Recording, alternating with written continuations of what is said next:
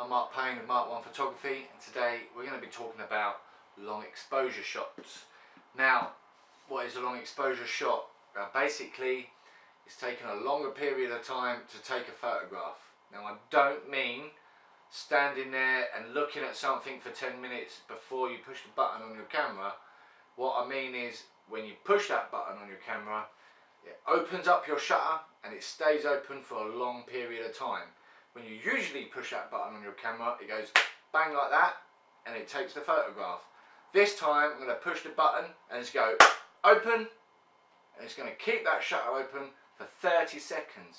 Now, you obviously need a camera that's got settings that you can change on it. So I'm using a Nikon D5300 DSLR.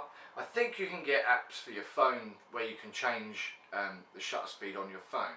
Now, there is positive and negative to taking a photograph like this. The positives is you can get a really good quality image of a really low light situation. You can make stuff look really blurry. Stuff, for instance, like if you've seen the photographs of roads that have got the red and white stripes of the lights going up and down them with no cars in shot, that's a long exposure shot.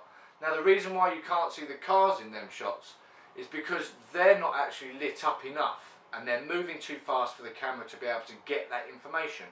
So they see the light, but they don't actually see the car. A similar sort of thing with people. You can use people and do portraits and light paint with them, literally getting a torch or a different coloured light and slowly up and down and whatever, lighting the areas of them up with different lights and stuff. That can be cool.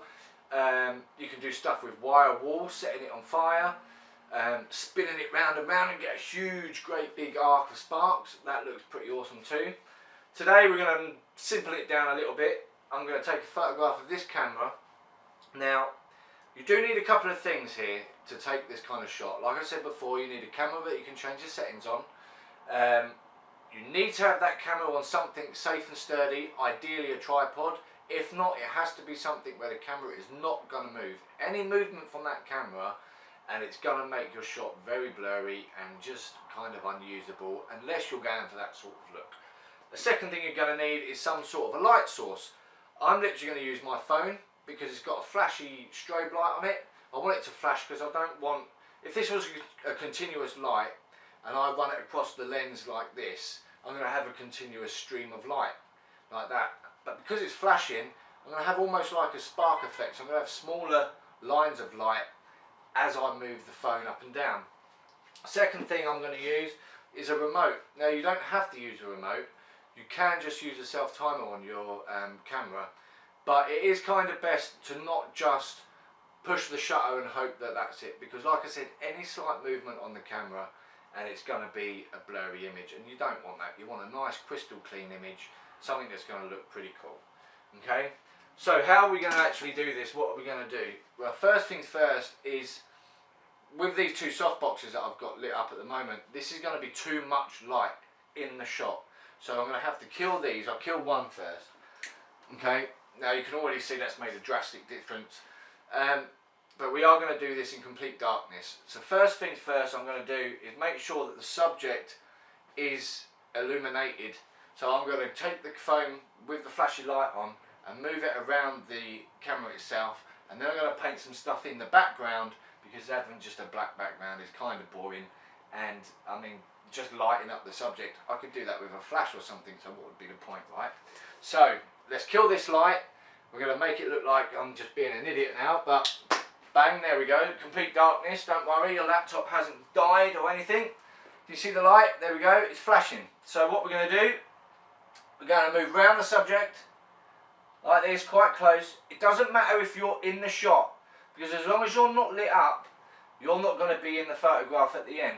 I'm moving in front of the camera now, making sure it's nice and well illuminated. That should be enough.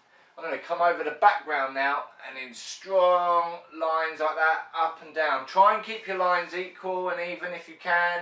You're not ever going to get this 100% perfect, but it's still going to look pretty cool. And you're probably thinking, what on earth is this dude doing, man? It's like, but to be fair, you are probably in a trance following this blinky light, so who's the nutter? Me or you guys? Okay. Bang, there you go, that should be enough. Now, clearly, kind of cheated there because I didn't really take the photograph. But I am, after this video, because I can't take the video and shoot the photograph at the same time, and I can't afford to have 2 DSLRs at the moment just to do these videos. So, if you want to see the finished product, go straight over to my Facebook page now. I'm going to drop the link down below. Have a look at the photograph and the end product of what this whole shebang was all about. But give it a go. If you've got a DSLR and you want to try some long exposures, bang up them f-stops, drop down that ISO, make something as dark as possible, get that exposure as long as you can, get a couple of torches and just move around, experiment and see what you come up with. It'd be cool to find out if you've taken anything cool. Okay, so till next time guys, see you later.